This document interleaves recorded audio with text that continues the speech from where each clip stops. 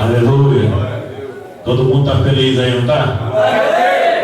É desse jeito. Glória a Jesus.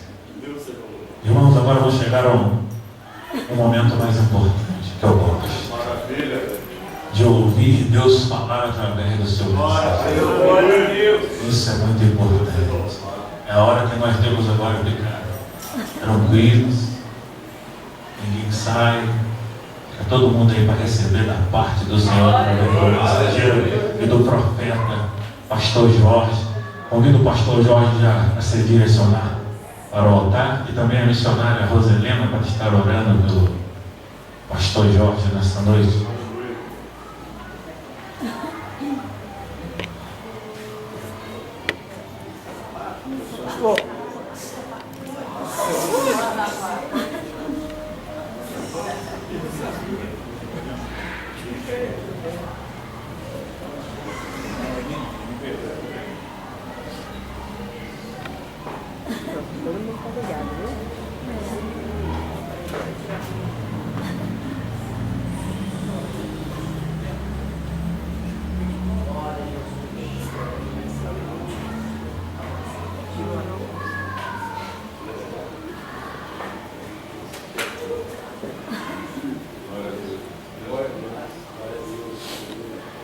Senhor, nós queremos te louvar, nós queremos te adorar pelo teu ser. Eu sei, meu Senhor, que o Senhor já ministrou na vida do teu filho. Eu creio que o Senhor já falou o coração dele, as palavras que devem ser ditas nesta noite. Mas eu também sei que tem uma palavra revelada esperando por ele nesta noite, que é algo do teu Espírito Santo com ele.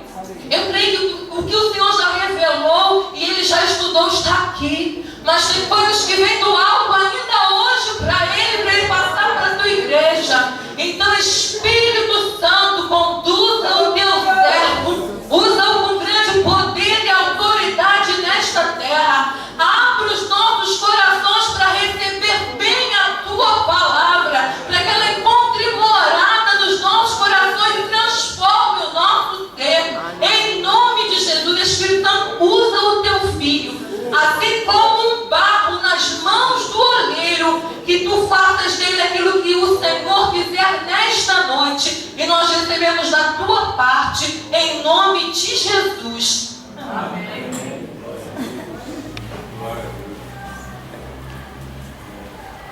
A paz do Senhor para a igreja. Amém. Para mim é mais um motivo de alegria novamente aqui. Já conheço vários irmãos e irmãs aqui da igreja. Acho que a maioria aqui já me conhece. A maioria aqui já me conhece, né? Quem é que me conhece? Estou podendo te amar. São meus vizinhos, né? São meus vizinhos. E aqueles que não me conhecem, meu nome é Jorge Sena. Eu sou pastor desde 94 na Igreja Metodista Ortodoxa. Atualmente eu congrego aqui na Água Branca, e eu trabalho muito na área do discipulado dos novos convertidos e também na formação de obreiros. E para mim é uma honra poder estar aqui e abrir o congresso. É uma satisfação bastante grande, uma honra e uma responsabilidade, né? Uma grande responsabilidade. Obrigado, minha querida irmã. E o tema do congresso é em Timóteo 2:2, né? Vamos ler. Mas eu gostaria também de ler o capítulo 1 de 2 Timóteo.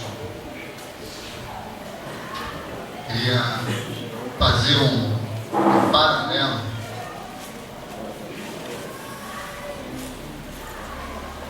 nesses dois textos. E depois a gente vai meditar, e nós vamos citar assim, vários textos. Eu gostaria de meditar em vários textos da palavra do Senhor. Eu gostaria de falar um pouco sobre o dever dos discípulos, e se der também sobre as atitudes de um bom discípulo. Então vamos lá, primeiro 2:2, não é?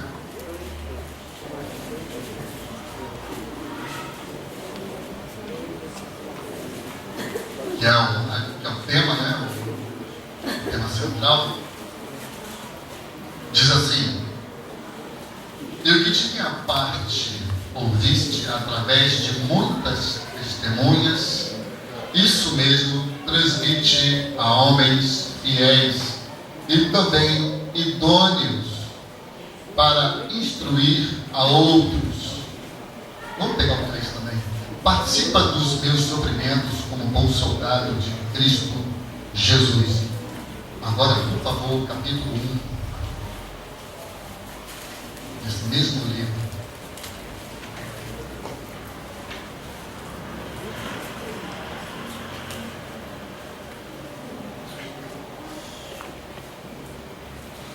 Vamos lá. 1, verso 3 em diante. Diz assim. Vamos pegar um verso. Paulo, apóstolo de Cristo Jesus, pela vontade de Deus, de conformidade com a promessa da vida e está em Cristo Jesus, ao amado filho Timóteo, graça, misericórdia e paz da parte de Deus Pai e de Cristo Jesus, nosso Senhor. Dou graças a Deus, a quem desde os meus antepassados sirvo com consciência pura, porque sem cessar me lembro de ti nas minhas orações, noite e dia. Lembrado das tuas lágrimas, estou ansioso por ver-te, para que eu transborde de alegria pela recordação que guardo de tua fé sem fingimento, a mesma que primeiramente habitou em tua avó Loide, em tua mãe Eunice, e estou certo de que também em ti. Por esta razão, pois te admoesto que reavives o dom de Deus que há em ti pela imposição das minhas mãos. Até aqui. Amém? Glória a Deus. Curva sua cabeça, por favor. Jesus, nosso querido e amado Salvador, lemos a tua palavra, estamos começando a meditar nela, mas estamos te cultuando desde o início, desde o momento que pisamos nesta casa de oração. Nós te pedimos no nome de Jesus, Pai, todo impedimento contra a ministração da tua palavra seja neste momento cessado em nome de Jesus. Declaramos que somos lavados e remidos no sangue do Cordeiro Imaculado Jesus Cristo, e nele reside toda a glória, graça e plenitude. No nome do Senhor Jesus, Senhor Deus, guerreie agora no mundo espiritual, Pai. Age a nosso favor, pois somos a tua igreja. Carregamos conosco a marca de Jesus Cristo. Temos em nossos corações a tua palavra, que é vida eterna para todo aquele que crê, Senhor Deus. Rompe nessa hora os grilhões do inferno, Senhor. Em nome de Jesus, invocamos o teu Espírito Santo para que atue poderosamente em cada mente, em cada coração. No nome de Jesus, que a tua palavra flua com liberdade de ação e domínio. Em nome de Jesus Cristo, Pai, nós te oramos assim, te agradecemos. Amém. Eu gostaria que colocasse um pouquinho de peso no microfone, pode ser? Um pouquinho só de peso. Podemos sentar. Bom, Paulo escreve a Timóteo, e nessa carta tem algumas revelações bastante interessantes. Uma delas a gente vê logo no primeiro capítulo, que Paulo faz menção de alguns exemplos de fé de Timóteo, e o exemplo de vida familiar de Timóteo. A avó de Timóteo era uma mulher de Deus, a mãe de Timóteo era uma mulher de Deus, e Timóteo estava sendo preparado como homem de Deus para servir ao Senhor. Mas ele melhorou. Mas ele precisava de auxílio. E todo e qualquer obreiro, e toda e qualquer pessoa, independente de religião, independente de sua crença, precisa de ajuda. Porque nenhuma pessoa na face da terra é capaz de ver só.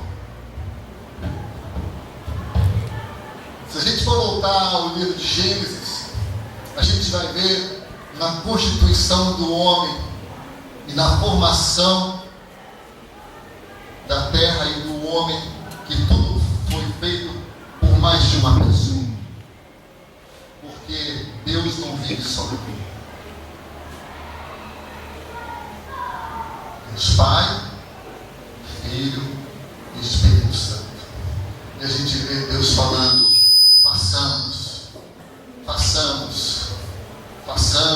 depois façamos o homem conforme a nossa imagem, conforme a nossa semelhança. E como nós somos semelhantes a Deus, não sabemos viver só. Nenhum obreiro terá sucesso,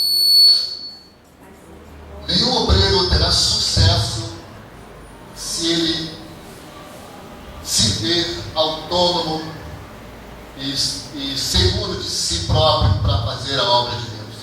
Porque nem mesmo Jesus fez a obra de Deus sozinho.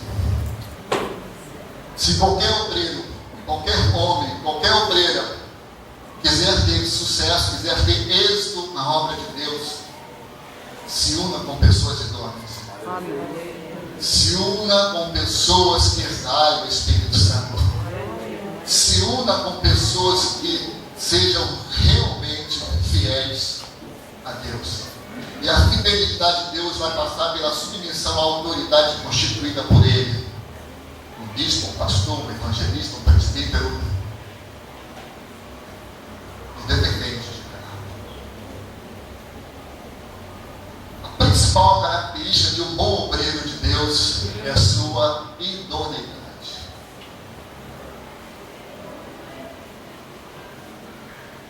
Se a pessoa não for idônea, ela nunca será uma pessoa de Deus. E aquele que é idôneo, a primeira coisa que ele vai aprender com Jesus Cristo é ser humilde e submisso. Aleluia! Glória a Deus. Foram as principais características de Jesus Cristo: humildade e submissão ao Pai. E sem isso, nenhum crente conseguirá ser um crente de sucesso. Aleluia. Isso eu ensino para os meus discípulos e os meus discipulados. Humildade e submissão. Porque se você não fizer isso na sua vida, você não manifestará o caráter de Jesus. Então você será somente mais um crente na face da terra. E de crente, a terra está cheia. Mas de cristãos, aí a coisa fica estreita. Porque cristão é aquele que imita Jesus. É aquele que faz como o apóstolo Paulo teve coragem de dizer: sede meus imitadores como eu sou de Cristo Jesus. Então o crente tem que ser crente. Ele tem que ser convicto da sua verdade. Muitas pessoas falam de fé. Muitas pessoas falam: eu tenho fé. Tem fé mesmo? Se você tiver fé, você vai ter que mostrar uma realidade muito consistente naquilo que você aprendeu do seu pastor, da sua pastora ou do seu líder. E a principal dela é ter a Bíblia como uma verdade absoluta na sua vida. E se você tiver a Bíblia como uma verdade absoluta na sua vida, você jamais abrirá mão das verdades de Deus. Então você jamais emprestará os seus lábios para mentir e enganar o seu próximo.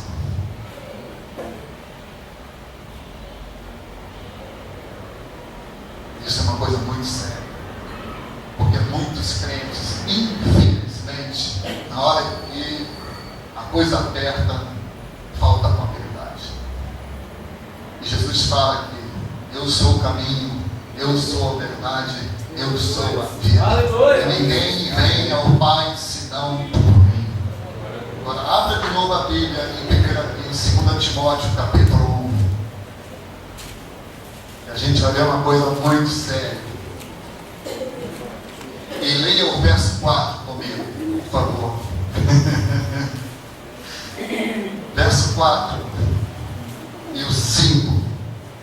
Lembrado das tuas lágrimas, estou ansioso por ver-te, para que eu transborde de alegria, pela recordação que guardo de tua fé, sem o quê?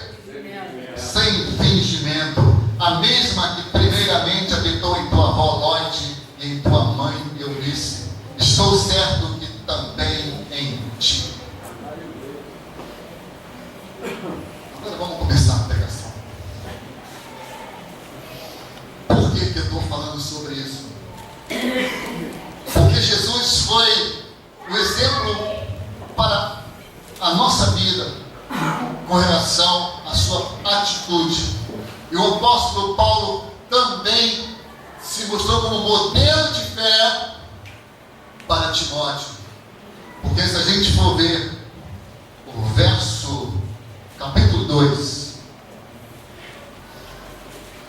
diz assim, vamos lá. Verso 1: Tu, pois, meu filho, fortifica-te na graça que está em Cristo Jesus, e de minha parte ouviste através de muitas testemunhas. Isso mesmo transmite a homens fiéis. Ou seja, Paulo aqui está começando a revelar que ele, como padrão de vida, ele poderia ensinar e servir de exemplo para o seu próximo. Ou seja, para Timóteo e para muitos outros, como Tito também foi um discipulado também do apóstolo Paulo. E o que acontece? Hoje Deus está nos chamando para a mesma missão. Amém. Ide ao mundo e pregai o Evangelho a toda criatura. Esse é o chamamento de Jesus para a igreja dele nos últimos dias. E hoje o que a gente vê é o inverso. Um pastor conhecido meu no congresso disse o seguinte: nós estamos precisando voltar para dentro de nós como corpo e reevangelizar os nossos irmãos, para que nós possamos aprender novamente a evangelizar o mundo. Porque as igrejas estão se fechando nas quatro paredes, buscando somente fazer atividades internas, e mesmo assim não estão conseguindo consolidar os seus membros. Em 2015, aproximadamente, nós teremos 50% de desviados da igreja espalhados no Brasil. Isso é terrível. Ou seja, nós ganhamos membros, ganhamos vidas, ganhamos almas, e das vidas que nós ganhamos para o Evangelho, 50% da igreja está saindo porta fora. Ou seja, não estamos sendo eficazes, como o apóstolo Paulo fala aqui para Timóteo. O que de mim tem visto e ouvido, isto transmite a pessoas idôneas, para que assim se prolongue a evangelização. A verdade é que nós estamos brincando de ser crentes.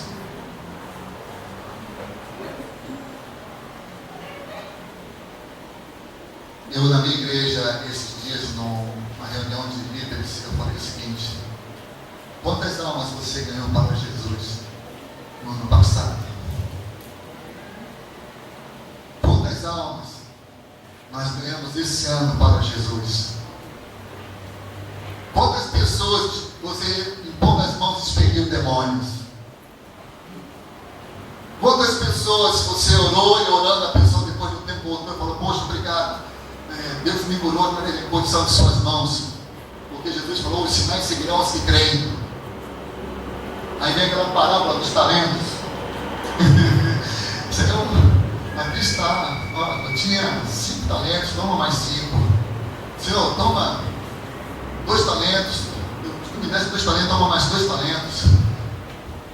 Ah, Senhor, tu me deste 1 talento, está aqui, ó. Eu estou lhe devolvendo, porque eu sei que o Senhor é severo em seu juízo. E eu fiquei com medo de perder. Aqui, toma aqui de volta o que é teu. Não é isso que Deus quer. Deus quer que haja multiplicação. Deus quer que haja expansão. Deus quer que a unção que Ele derramou sobre mim, sobre você, seja revelada. Paulo está dizendo para Timóteo o seguinte: olha aqui, ó, você aprendeu comigo, eu impus as mãos sobre você, você recebeu a unção do Espírito Santo, agora é hora de você ter reavivado o dom que foi ministrado em você, você tem que sair no mundo e você fazer discípulo. É isso que Deus está falando para mim e para você nessa noite. Se você é de fato um crente em Jesus, se você realmente tem temor de Deus, se você realmente não somente diz que é membro de igreja, mas você é um cristão de Deus, você tem obrigação e a missão de ganhar almas. Senão Deus vai te chamar de servo inútil.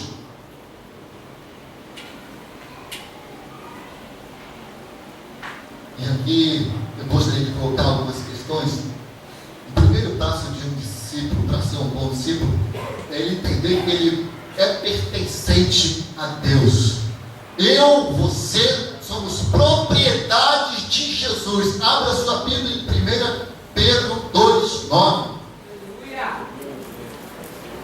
Por que nós somos propriedades de Jesus? Nós somos propriedade de Jesus. Mateus 16:24 diz assim, ó, se alguém quiser vir após mim, renuncie a si mesmo, tome a sua cruz e siga-me. Você tem seguido a Jesus? Então abra agora em 1 Pedro 2,9. Agora vamos entrar na pregação, vamos falar coisas que são importantes. A igreja de Deus, ela tem compromisso com o reino. Em Lucas, Jesus fala que o reino de Deus está dentro de mim e dentro de você. Nós carregamos conosco o reino de Cristo.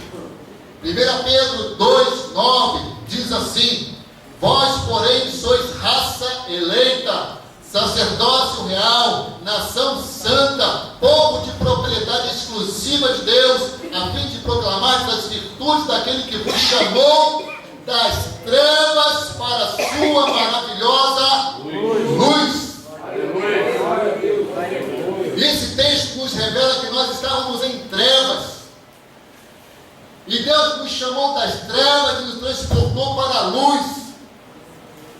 E não só isso, Cristo diz que nós somos luz no mundo e sal na terra. O obreiro ele é levantado para, sendo propriedade de Cristo, revelar o reino de Deus, revelando a sua luz e a sua glória. Nós temos que carregar conosco sempre a unção que faz a diferença. Querido, se o teu testemunho não ter feito a diferença nessa terra, você já está sendo inútil para Deus. Porque o nosso testemunho tem que fazer diferença. As pessoas têm que olhar para você e ver o brilho de Jesus. Glória a Deus, aleluia. As pessoas têm que olhar para você e ver que você tem uma linguagem diferente. Aleluia. Que a sua linguagem não é a linguagem do mundo. Aleluia. Que a sua palavra é uma palavra que traz sabedoria, graça, conhecimento, fé, santidade e amor, e não mundanismo. E aí, carinha, qual é a tua? Não é isso não. É diferente. É diferente. A nossa linguagem tem que ser diferente. A nossa linguagem tem que ter a propriedade de Cristo. Nós temos que carregar valores. O obreiro de Deus carrega valores que o mundo está deixando de lado. Amém? Amém. Glória a Deus. Abra sua Bíblia agora, por favor, em Mateus 5:10. Segundo ponto de uma atitude cristã, um pertencente a Jesus, nós temos que nos revelar como carta de Cristo. A mensagem de Jesus tem que estar em nossos corações. Nós temos que revelar a mensagem do Evangelho de Jesus Cristo. E aquele que carrega a mensagem do Evangelho de Jesus Cristo, muitas vezes vai passar por apertos. Vamos lá, Mateus 5, verso 10. Depois eu gostaria que você também lesse Mateus 10, 16 em diante. Primeiro 5, 10. O discípulo, ele tem a necessidade, a qualidade de ser sábio, prudente e ter uma mente pura, uma mente santificada. Mateus 5,10 diz assim, ó: bem-aventurados os perseguidos por causa da justiça, porque deles é o reino dos céus. Bora para lá 10, 16. 10, 16. Amém?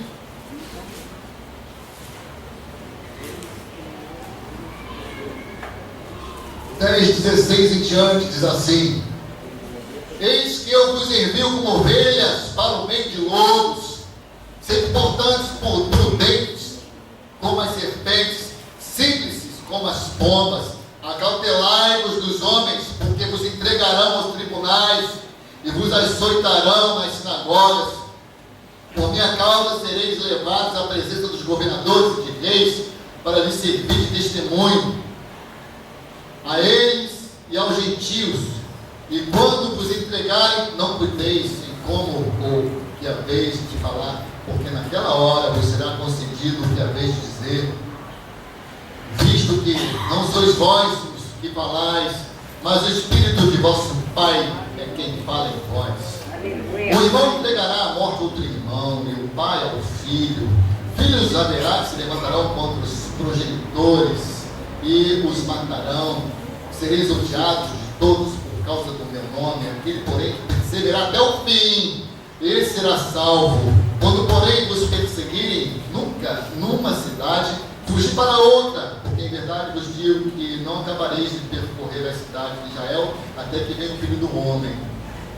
Esse texto mostra aqui o cristão, a pessoa de Deus, a mulher de Deus, o homem de Deus, o jovem de Deus, revelando a essência do Pai, revelando o caráter de Jesus, baterá de frente contra as questões deste mundo. Porque o mundo jaz no maligno, disse Jesus. E o que acontece? Nós somos de Deus. Os nossos conceitos não são os mesmos conceitos do mundo. Os nossos pensamentos não são os pensamentos do mundo. Os nossos ensinamentos não são os ensinamentos que o mundo oferece. Os sentimentos que estão em nós não é o mesmo sentimento que jaz no mundo. No mundo da perversão, a engano, a mentira, a ganância, a prevaricação, sensualidade, obstinação, rebeldia. O mundo se levanta contra Deus. E nós somos de Deus. Consequentemente, o mundo vai se levantar contra a Igreja de Cristo. No Congresso Nacional, há mais de 800 projetos de lei contra o Evangelho e contra a prática dos bons costumes. Vocês sabiam disso? E que tem um projeto de lei que chegou a entrar em votação e a bancada evangélica conseguiu impedir para limitar a abertura das igrejas e o horário de funcionamento das igrejas e para tirar programas evangélicos do ar. Vocês sabiam disso? Isso aconteceu. Aleluia. Muitos crentes estão brincando de ser crentes, não estão orando, não estão lendo a palavra, não estão jejuando, não estão praticando a fé. São crentes da boca para fora, mas as suas atitudes têm negado o Evangelho. E o crente de Deus, ele vai ser perseguido, ele vai ser caluniado. Abra novamente Mateus 5. Glória a Jesus. Mateus 5.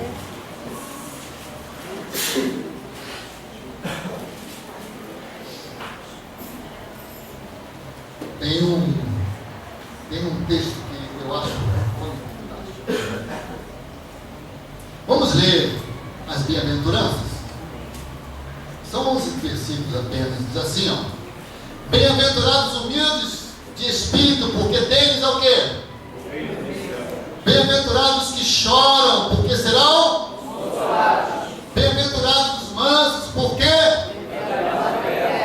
bem-aventurados que têm fome e sede de justiça, porque bem-aventurados misericordiosos, porque bem-aventurados limpos de coração, porque bem-aventurados pacificadores, porque bem-aventurados perseguidos por causa da justiça, porque bem-aventurados sois quando por minha causa vos injuriarem e vos perseguirem e mentindo disserem todo mal contra vós. E aí vem, regozijai-vos e exultai, porque é grande o vosso galardão nos céus, pois assim perseguiram aos profetas que viveram antes de vós. É isso. Esse Mateus 5 é a essência do Evangelho, gente. E as pessoas estão negligenciando o capítulo 5 de Mateus, principalmente os obreiros de Deus. Se esqueceram de ler Mateus capítulo 5 e de viverem Mateus capítulo 5. Porque o nosso reino não é nesse mundo. Eu estava numa igreja uma certa vez, e aí então um pastor chegou e disse: quem quer morrer hoje? E eu levantei a mão. Eu levantei a mão. Eu fui o único que levantei a mão na igreja naquele dia pela manhã. Todo mundo espantado, só olhando para mim. Aí o pastor: o senhor quer morrer, pastor? Eu falei: quero. Que é isso, pastor? O senhor quer morrer? Eu não. Eu quero um churrasquinho de picanha. Diante do altar do Senhor, gente. Eu ouvi isso. Não, um churrasquinho com meus irmãos. Não, uma Coca Light bem gelada. Aí eu respirei fundo. Eu contei até 10 e falei: Jesus, eu vou fechar minha boca. Esse homem não entende o que é o Evangelho. Que pastor é esse? Não há como você herdar o reino de Deus se você não morrer para essa terra. Aleluia. O crente que quiser ver a Deus vai ter que renunciar à sua própria vida. Jesus fala que aquele que quiser ver o reino de Deus, receber o reino de Deus, vai ter que renunciar à sua própria vida. Porque aquele que quiser ganhar a vida eterna terá que perder a sua vida nessa terra. Porque a palavra de Deus diz que as coisas que nós não ouvimos, nem vimos, isso é o que Deus tem preparado para os seus santos. Nós iremos ver Jesus como Ele é. Nós iremos contemplar a glória do Senhor. Iremos caminhar em rios, em estradas de ouro, rios de cristais. Esse é o reino de Deus. Iremos passear no paraíso, onde Adão e Eva conversaram com Deus face a face. Iremos ter um corpo incorruptível, que não sofrerá enfermidade, não terá dor, não teremos pranto, não teremos sofrimento, não sofreremos de depressão. Iremos experimentar coisas que a carne e o sangue jamais serão capazes de experimentar. A obreira de Deus tem que ter essa mente. Porque essa é a mente de Cristo. Glória a Jesus. Quer ter compromisso com Deus? Entregue a sua vida a Jesus. Deus. Glória a Deus. Não seja um crente hipócrita, que entra no púlpito, prega o que não vive. O apóstolo Paulo fala da fé de Timóteo, que era uma fé sem fingimento. Por ser sem fingimento, ele chega para Timóteo na carta e diz: reaviva o dom. Timóteo estava precisando ser reavivado. Paulo sabia disso. Porque se você ler o primeiro capítulo, você vai notar que Paulo tinha familiaridade com a família de Timóteo. Eles eram íntimos. Paulo sabia que ele tinha até doença no estômago e orientou a tomar vinho, porque vinho é digestivo. Ele tem uma acidez muito baixa e ele combate a acidez que é muito alta, do ácido clorídrico que nós temos no nosso estômago e que corrói a parede estomacal e causa úlcera. O discipulador ele tem que ser íntimo do seu discípulo. Como é que ele vai ensinar se não tiver intimidade? Como é que ele vai transmitir as verdades de Deus com mais detalhe para dar um aprimoramento maior ao seu obreiro? Paulo tinha desejo de que Timóteo fosse um obreiro eficaz. E Paulo teve sucesso. Porque a história nos afirma que Timóteo morreu pregando o Evangelho.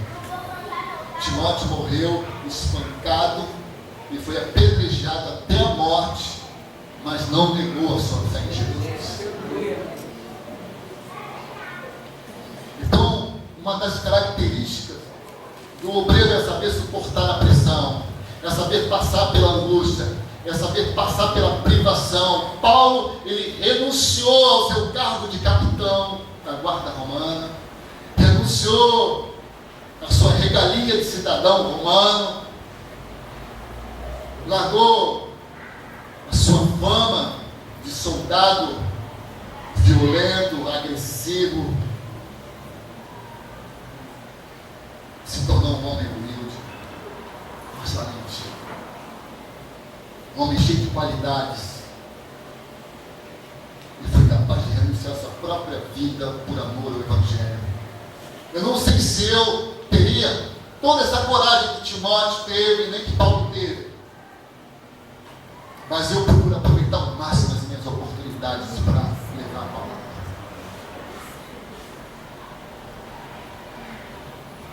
No meu trabalho, a mínima brecha que as minhas clientes, os meus clientes dão, eu lanço a palavra. E no meu trabalho, eu já ganhei várias almas para Jesus. Graças a Deus, essa semana foram duas.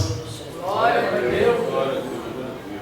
Duas pessoas, dois jovens se reconciliaram com Cristo no meu salão. E ontem uma senhora foi sentar na cadeira.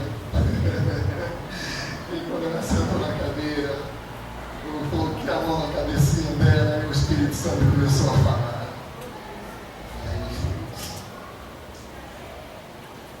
ela está sofrendo de depressão. E o homem que ela vive hoje não é dela. Aí me veio aquela passagem da mulher samaritana. Eu, Jesus, oh Senhor, confirma isso no meu coração, está ardendo no meu coração isso. Se vê da tua parte, confirma que eu tenho uma oportunidade. Aí daqui a pouco ela começou a puxar a sonda. Eu falei, agora Jesus, vou mandar o fogo santo em cima. Aí depois que ela começou a falar, eu deixei ela falar. E uma das qualidades de um bom obreiro, uma boa obreira, é saber o momento certo de falar. Tem muita irmã, muito irmão que quer sair estrambelhadamente falando do Evangelho. Não é assim. O obreiro de Deus tem que ser sábio, tem que saber falar com sabedoria, com prudência e com mansidão. A sua palavra tem que trazer paz. A paz que excede todo entendimento guardará o vosso coração. Então você tem que transmitir paz, porque é o Espírito Santo que vai falar através de você. Jesus fala, o Espírito Santo vos guiará e vos dirá o que será dito. Jesus fala. Então o que acontece? Aí, quando ela deu a brecha, foi um sinal que o Espírito Santo testificou. Eu falei, você pode me dar, pode você falar uma coisinha? Você não me leva mal para eu falar? É porque eu tenho. Aí revelou o olho, não, pode falar. Eu falei, olha só, Deus quer abençoar isso aqui. Deus está me mostrando que no seu coração há muita angústia, muita tristeza. Quando eu falei isso, ela regalou os olhos, então os olhos dela viraram duas bolas de sangue, assim, o olho ficou vermelho e na hora a lágrima desceu. E aí então, aí o Senhor testificou que era a obra dele mesmo. E então, eu falei tudo que o Espírito Santo falou. E então ela falou, pastor. Ela nem tinha falado para ela que ela era pastor. Mas o Espírito Santo começou a testificar ela. Pastor. Eu falei para ela assim, e olha bem como eu falei. Eu falei desse jeito. Falei, minha querida, há quanto tempo você está separada do seu marido? Eu não sou casada não. Ela falou, não, espera um pouco. Não estou perguntando se você é casada. Eu estou perguntando quanto tempo você é separada do seu marido. Não, é que eu vivi com um homem 10 anos, mais de 10 anos. Teve filhos, né? Tive 3. Então você está casada, minha querida. Você tinha uma vida em comum com esse homem.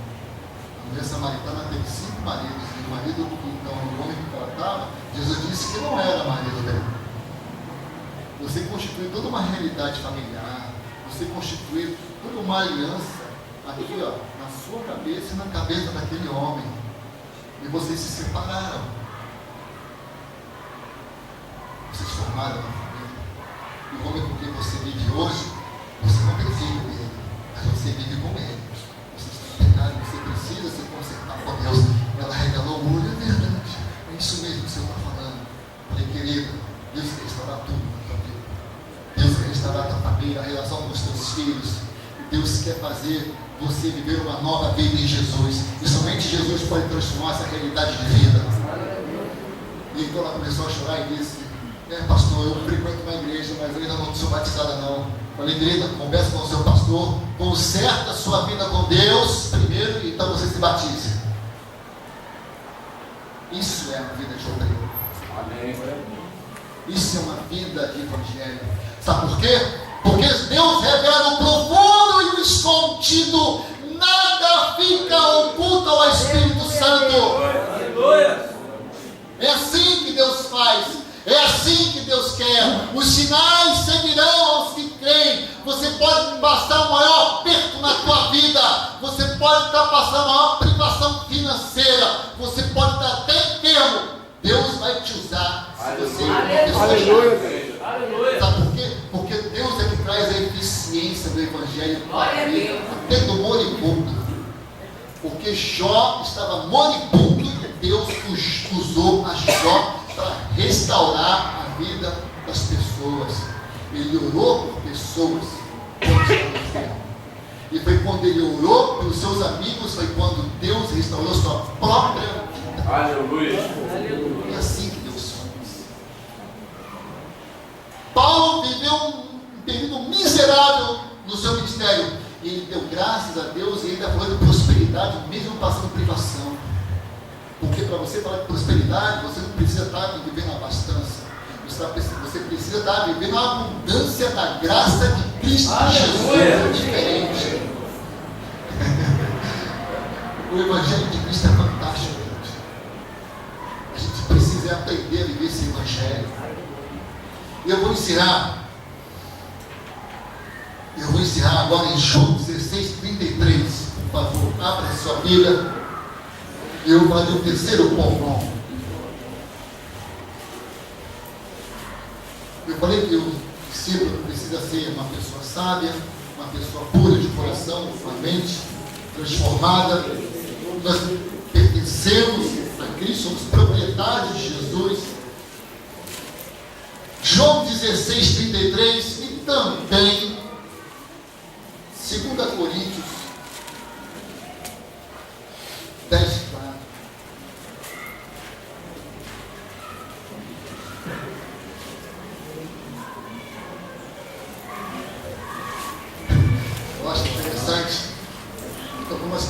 uma noção muito torta do Evangelho, achando que para Deus operar precisa ter muito barulho, precisa ter muito alarde. A gente não pode esquecer que Elias foi restaurado no seu ministério quando o vento sussurrava na caverna. Que muitas vezes Deus age na brandura. Aleluia. Do Espírito Santo. O Espírito Santo também é manso, ele é ordeiro, ele é cortado.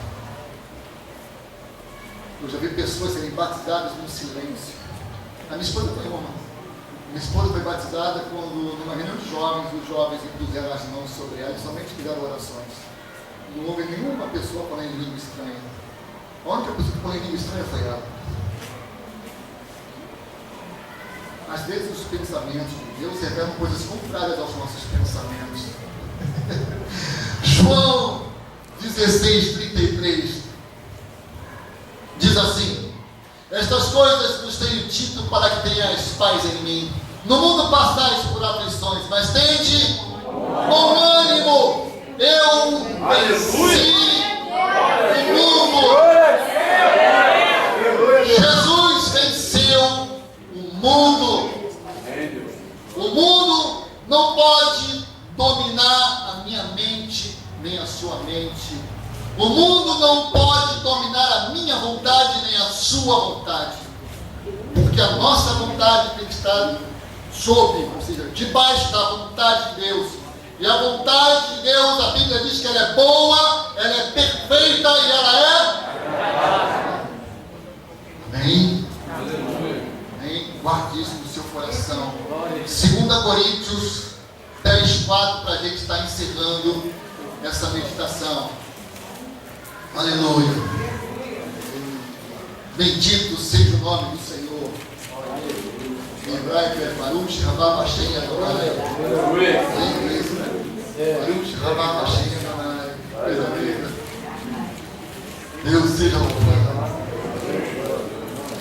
O Espírito Santo, ele é maravilhoso. 2 Coríntios 10:4 diz assim: porque as armas da nossa milícia não são carnais, e sim poderosas em Deus para destruir fortalezas, anulando nós sofismas. Sofismas quer dizer engano, ideias enganosas que têm aparência de verdade. Sofisma é isso. É uma mentira com aparência de verdade. Sofisma. Nossas armas são espirituais. Então aprenda uma coisa, meu querido irmão, minha querida irmã. Quer ser um obreiro, uma obreira do Senhor? Tenha uma vida de oração. Tenha uma vida de relacionamento com o Espírito Santo. Passe a ler mais a Bíblia, a palavra do Senhor. Jesus diz: examinai as Escrituras, porque há nelas vida eterna, e são elas que testificam de mim, disse Jesus. A Bíblia também diz que o Evangelho é o poder de Deus para todo aquele que crê. Se você quer ser uma pessoa de Deus, leia muito a Bíblia. Glória a Deus. Viva a Bíblia. Medite na palavra de Deus. Romanos capítulo 12 diz assim, verso 1 e 2: não vos conformeis com este mundo, mas transformai-vos pela renovação do vosso entendimento, para que experimenteis qual seja a boa, a perfeita e agradável vontade de Deus em Cristo Jesus. Você quer ser eficiente na palavra de Deus e na pregação do Evangelho? Viva a palavra, deixe o Evangelho transformar o seu pensamento. Não pense como o mundo pensa, não haja como o mundo age. Passe a se relacionar mais com pessoas cristãs. Veja bem, passe a se relacionar mais com pessoas de Deus, porque a Bíblia diz que as más conversações corrompem os bons costumes. Isso está na Bíblia. Se relacione com pessoas de Deus, ore com pessoas de Deus, se prepare para pregar o Evangelho. Examine as Escrituras. Examinar as Escrituras, diz Jesus. examine as Escrituras. Paulo fala para Timóteo: insista no ensino, pregue a tempo e fora de tempo, medite na sã doutrina. Paulo fala isso para Timóteo: faça isso. O que almeja o episcopado, boa coisa almeja, diz a palavra. E aí vem para o grupo dos varões. O grupo de varões é um celeiro de obreiros. Então se reúnam pelo menos uma vez na semana para estudar. Aleluia! Converse isso com o bispo Antônio, sugira isso, porque o grupo de varões é um celeiro de futuros obreiros, diáconos, evangelistas, presbíteros, pastores. Façam isso. Eu cresci muito estudando a palavra com homens de Deus. Desde o início da minha conversão, eu busquei me misturar mesmo com pessoas de oração e com pessoas de Deus. Eu busquei ao máximo evitar as pessoas ímpias no início da minha conversão, porque eu sabia que se eu ficasse me misturando com o ímpio, eu não ia dar boa coisa, porque eu era muito mulherengo. Eu adorava um rabo de saia. E eu falei: eu vou me segurar agora, Jesus. Eu quero ser um homem de Deus, eu quero ser como aquele homem lá. Aleluia. E quando eu apontei aquele homem, era um homem chamado Jaime Augusto de Oliveira, que é o meu mestre até hoje. É o meu discipulador. Eu tenho 24, 25 anos de evangelho e tenho 19 de pastorado. E ainda hoje eu busco aprender com os mais velhos. E eu tenho 2 homens de Deus que me discipulam. Pastor Jaime Augusto de Oliveira, que foi o homem que me batizou nas águas, e uma vez por mês eu almoço com esse homem no shopping e aprendo muito com ele, e também frequento a casa dele. E o meu bispo é o presidente da Convenção Metodista Ortodoxa, da qual sou membro. Eu sempre converso com ele e sempre leio os editais que ele coloca no meu Facebook. E eu aprendo muito com ele. E sou submisso ao meu pastor, que é um homem que tem menos experiência do que eu. Aleluia. E eu tenho esse homem que tem menos experiência que eu no Evangelho, tem menos tempo de pastorado que eu vejo como autoridade, porque Deus não vê tempo de igreja, nem tempo de carro. Aleluia. Ele é autoridade sobre a minha vida. Eu aprendi isso Glória a Deus. com homens de Deus. Então, se vocês querem ser pessoas de Deus, aprendam com este livro.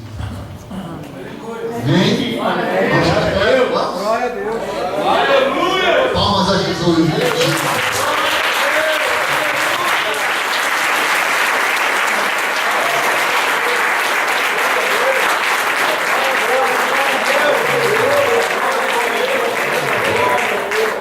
Honra e glória para Ele.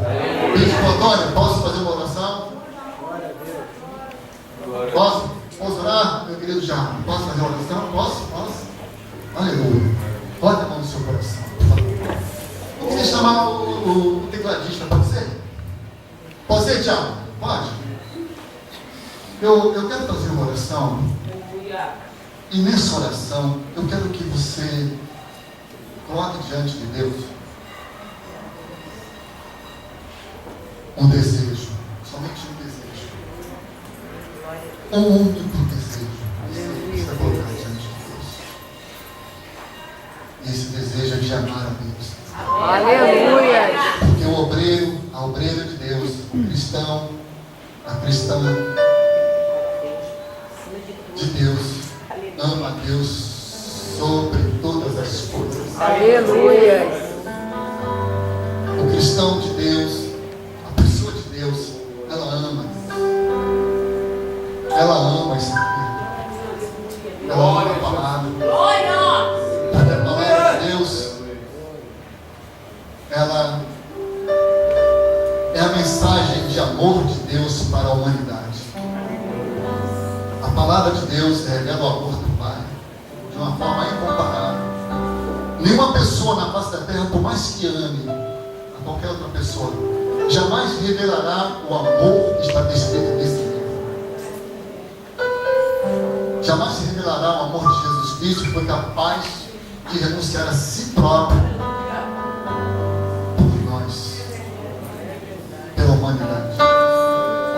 o obreiro de Deus, a obreira de Deus tem que aprender a amar. Se você quer ser um evangelista, você vai ter que aprender a amar as almas, com os seus defeitos, com as suas mazelas, porque Jesus morreu pelo pecador, morreu por mim, por você, quando ainda éramos pecadores. Então, a principal coisa da igreja de Jesus é aprender a amar.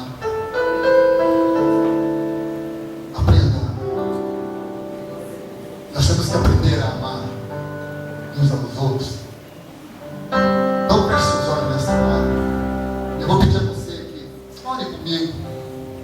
Mas não seguindo as minhas palavras, mas faça a sua oração. Eu vou orar, mas Deus quer sentir o seu coração. Aleluia, Deus. Deus quer sentir o meu coração. Amém. Deus quer sentir o coração da sua igreja. Aqui no seu coração de uma igreja vibrante. Essa igreja é uma igreja vibrante. Desde a primeira vez que eu pisei nessa igreja, quando ainda era lá na Riacho do Sertão, eu sentia que essa igreja era uma igreja vibrante e ainda continua sendo. Por um único motivo, porque Deus está aqui. Oh, Jesus!